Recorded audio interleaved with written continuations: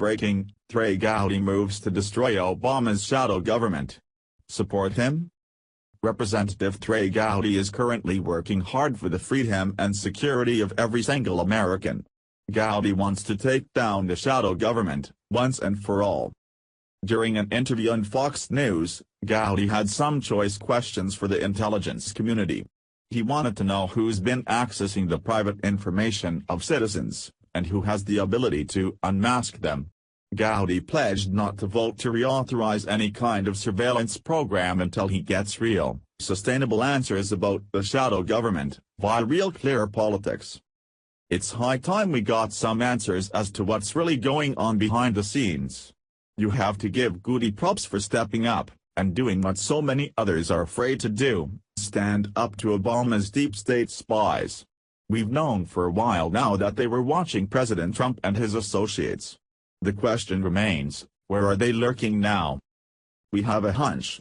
Now that the election is over, the spies didn't go back into their holes to find peace and quiet. These shady criminals are still watching, and they're still listening. As Americans, we deserve to have a sense of safety and security. The Obama administration robbed us of that freedom. Once everyone learned about how much power the intelligence community had, we all became concerned. The government has proven that they can, and will, listen to any call, at any time, and they'll unmask your name without thinking twice. It's not acceptable behavior, and we shouldn't have to deal with it. Gowdy let everyone know that the patriots of this country are onto them. These criminals will be stopped, and soon. How much more information does the shadow government have squirreled away, ready to use at a moment's notice? It really causes alarm, especially when you consider how much information we store online and on our mobile devices. When Gowdy spoke with Fox News, support for him rippled throughout the network, and onto the airwaves. Gowdy said, "We are not going to reauthorize these surveillance programs if the American people are not satisfied their security is going to be safeguarded."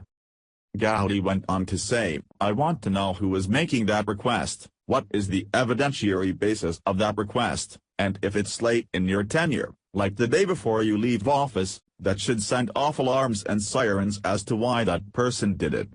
This speech was his way of calling out Obama without saying it directly. We all knew who he was talking about.